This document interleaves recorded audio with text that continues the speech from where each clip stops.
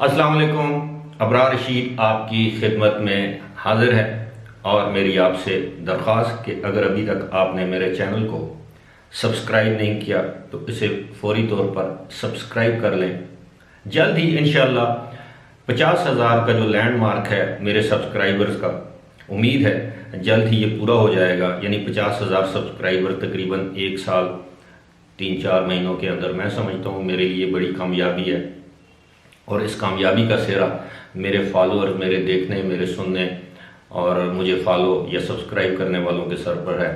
इसके लिए मैं आपका मशकूर हूँ और उम्मीद है आइंदा 1-2 दिनों में ये 50,000 का हदफ जो है वो मैं अचीव कर लूँगा।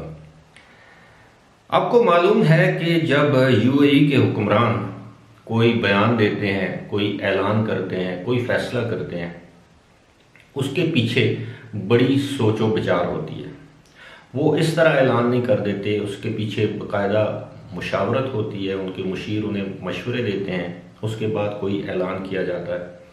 चाहे वो किसी मुल्क के बारे में उनकी पॉलिसी हो, खामोश पॉलिसी हो, डिक्लेयर्ड पॉलिसी हो, चाहे उसका ताल्लुक, उस पॉलिसी का ताल्लुक वीज़े देने से हो, वीज़े ना देने से हो, वीज़ों पर पाबंदी लगाने से हो, पाबंदी उठाने से हो, मुलाजमतें देने से हो, मुलाजमतें ख़त्म करने से हो, किसी मुल्क के शहरियों पर पाबंदी लगाने का मामला हो, किसी मुल्क के शहरियों से पाबंदी उठाने का मामला हो। अभी इसराइल का जो इशू है या इसराइल का जो मामला है हमारे सामने, आपने देखा कि 2 महीने 3 महीने के अंदर अंदर किस तरह इसराइल के साथ न सिर्फ ताल्लुकात उस्तवार किए गए बल्कि इसराइल के शहरियों को बहुत ज़्यादा फैसिलिटेट किया जा रहा है, स्पेशली वो शहरी जो इस वक्त यूएई का दौरा कर रहे हैं या यूएई में सियाहत की गर्ज से आ रहे हैं। मैंने आज भी एक वीडियो की थी जिसमें मैंने आपको बताया था कि बग़ैर वीज़े के आने वाले इसराइलियों को दुबई एयरपोर्ट पर एंट्री दी गई, जिसके लिए यूएई की वजारत ख़ारजा ने अहम किरदार अदा किया। बहरहाल खबरें गर्म हैं कि यूएई के हुक्मरानों की पाकिस्तान आमद है और इस तरह की खबरें भी सोशल मीडिया में आई हैं और एक आध अखबार में भी इस तरह की खबर आई है कि शायद इस मरतबा यूएई के सदर शेख खलीफा बिन जायद भी इस मरतबा पाकिस्तान आए और शिकार की गर्ज से हैं। मैं इस बात की तस्दीक नहीं कर सकता, अलबत्ता मैं आपको ये ज़रूर बता सकता हूँ कि हुक्मरान ख़ानदान से ताल्लुक़ रखने वाले काफ़ी लोग, कम से कम 4 अफराद जो हैं वो पाकिस्तान आएंगे। और आपको पता है कि पाकिस्तान वो हर साल दिसंबर से मार्च के दौरान क्यों दौरा करते हैं, वो शिकार के लिए आएंगे। किसका शिकार वो भी आपको मालूम है, तिलोर का शिकार, जिसको गुब्बारा बस्टर्ड भी कहते हैं। अब सूरत हाल ये है कि शेख खलीफा के बारे में आम खबरें ये हैं कि वो मुकम्मल तौर पर सेहतयाब नहीं है, यानी एजाइल नहीं है, यानी आप ये समझ लें कि वो इतना ज़्यादा चल फिर नहीं सकते और यही वजह है कि वो बहुत कम उनकी तस्वीर या वीडियो दिखाई जाती है। अलबत्ता गुज़श्ता 2-3 हफ्तों के दौरान हमने ये देखा है कि शेख खलीफा की जानिब से बहुत से अहम ऐलानात किए गए, दुबई के अंदर कवानीन तब्दील किए गए और जो मशहूर कानून है जिसका मैं अक्सर जिक्र भी करता हूँ, लेकिन वो आपको मालूम है कि किस तरह किन हराम चीज़ों को जायज़ करार दिया गया और किस तरह विरासत के कवानीन तब्दील किए गए और जो कि अच्छे कवानीन है विरासत के हवाले से जो कवानीन है। बहरहाल अब सूरत हाल ये है कि अब वो पाकिस्तान आएंगे और पाकिस्तानियों ने, हुकूमत पाकिस्तान से ज़्यादा पाकिस्तानियों ने, उन पाकिस्तानियों ने इस दौरे से, यानी यूएई के हुक्मरानों के इस दौरे से बड़ी उम्मीदें वाबस्ता कर रखी हैं। कुछ लोग ये कहते हैं कि शेख मुबारक अल नाहियान जो वहाँ के वज़ीर खेल और सकाफ़त हैं शायद या सियाहत, वो भी पाकिस्तान आएंगे। वो तो हर साल आते हैं रेंबियार खान में तिलोर के शिकार के लिए, इस मरतबा भी वो आएंगे। कुछ लोगों का ये कहना है कि इस मरतबा दुबई के वली अहद यानी क्राउन प्रिंस शेख हमदान बिन मोहम्मद भी पाकिस्तान आ सकते हैं। लेकिन आपको ये मालूम होना चाहिए कि उनके ये जो शिकार वाले दौरे होते हैं इनकी ज़्यादा पब्लिसिटी या तशहीर नहीं की जाती। अलबत्ता पाकिस्तानी मीडिया वक्तन फ़वक्तन इस तरह की खबरें रिलीज़ करता रहता है या शाया करता रहता है कि कौन कौन पाकिस्तान में आया हुआ है। और ये सिर्फ 4-5 हुक्मरान ख़ानदान से ताल्लुक़ रखने वाले अफराद पाकिस्तान में नहीं आते। इनके साथ सैकड़ों की तादाद में खिदमतगार कह लें, मुलाजम कह लें, इनका सिक्योरिटी स्टाफ कह लें, वो भी पाकिस्तान आता है। और इनकी अमूमी सिक्योरिटी की जिम्मेदारी हुकूमत पाकिस्तान या रेंजर्स करती है, जबकि इनकी जो पर्सनल सिक्योरिटी है उसके इंतजाम वो खुद करते हैं।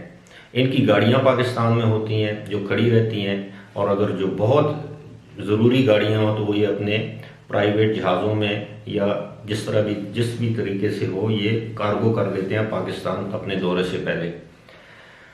लेकिन जो असल सूरत हाल है वो ये है, मैं जिस तरह मैंने बात की कि पाकिस्तानियों को इस दौरे का ज़्यादा इंतज़ार है हुकूमत पाकिस्तान से ज़्यादा। उसकी वजह ये है कि इस साल बदकिस्मती से पाकिस्तानियों पर यूएई ने वीज़े की पाबंदियां आयद कर रखी हैं, और इस बात की तवक्को की जा रही है कि उनके इस गैर सरकारी दौरे के दौरान हुकूमत पाकिस्तान के कुछ आला हुकाम, शायद उनमें वज़ीर आज़म भी हो सकते हैं, वज़ीर ख़ारजा शाह महमूद कुरैशी भी हो सकते हैं, या पाकिस्तान की आर्मी का कोई आला एहलकार, कोई आला अफसर इन हजरात से, इन हुक्मरानों से, हुक्मरान ख़ानदान से ताल्लुक़ रखने वाले अफराद से मुलाकात करे और उनसे दरख्वास्त करे कि उनके वीज़े पर पाबंदी के फ़ैसले से पाकिस्तान और पाकिस्तानियों में बड़ी बेचैनी पाई जाती है, और एक मरतबा फिर उनको ये बावर करवाने की कोशिश करे कि पाकिस्तान और यूएई के दरमियान या माबैन तकरीबन 5 दहाइयों पर मबनी बरादराना ताल्लुकात हैं, और इन ताल्लुकात में कोई दरार नहीं आनी चाहिए। और कुछ अगर हुकूमतों के माबैन या दरमियान कुछ गलत फहमियाँ हैं तो उनको भी दूर करने की कोशिश की जाएगी। इस हवाले से कुछ श्योरिटीज़ भी दी जा सकती हैं यूएई हुकाम को कि यहाँ से जाने वाले जो पाकिस्तानी हैं वो कानून को हाथ में नहीं लेंगे, इस तरह वगैरह वगैरह। लेकिन क्या यूएई के हुकाम ये बात मान जाएंगे? अगर वो पाकिस्तान से नाराज़ हैं तो इस नाराज़गी की वजह क्या है? अगर नाराज़ नहीं है तो ये वीज़े क्यों बंद किए गए? ज़ाहिर है कोविड-19 की वजह से तो ये वीज़े बंद नहीं हुए। लेकिन आपको भी मालूम है, मुझे भी मालूम है, हुकूमत पाकिस्तान को भी अच्छी तरह से मालूम है कि वीज़ों पर यह पाबंदी क्यों आयद की गई। अब सारी उम्मीदें इन हुक्मरानों के इस दौरे पर, इस दौरे के दौरान होने वाली मुमकिन मुलाकातों पर हैं, और ये उम्मीदें अल्लाह करे बराबर साबित हों। अल्लाह करे कि ये जो वीज़े का मामला है ये खुश उसलूबी से हल हो जाए। मैं अपनी मुतअद्दिद वीडियोज़ में माजी में इस बात का जिक्र कर चुका हूँ कि यूएई की पाकिस्तान से नाराज़गी की वजह सिर्फ ये नहीं है कि पाकिस्तान इसराइल को तस्लीम करने के लिए तैयार नहीं।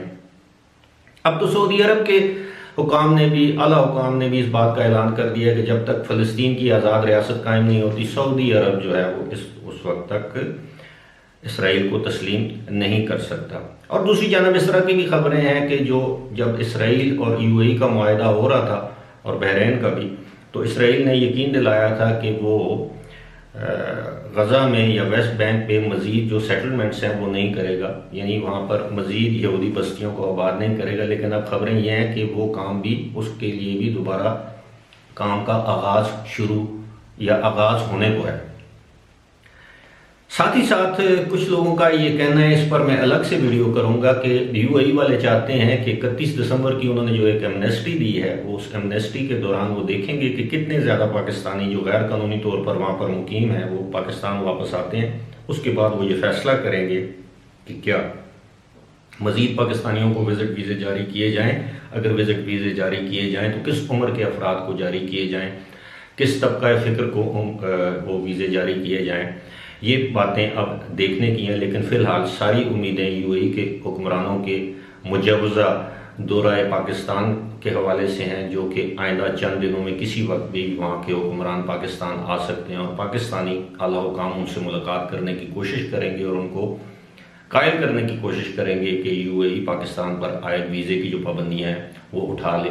ये पाकिस्तानियों और यूएई के लिए अच्छा होगा और दोनों ममालिक के ताल्लुकात में मज़ीद बेहतरी लाएगा। इस किस्म का जो भी फ़ैसला होगा उससे दोनों मुल्कों के ताल्लुकात में मज़ीद बेहतरी आएगी, और जो पाकिस्तानियों में जो बेचैनी पाई जाती है वो ख़त्म होगी। अल्लाह करे ऐसा ही हो। फ़िलहाल इसी के साथ मुझे दीजिए इजाज़त। खुदा हाफिज़।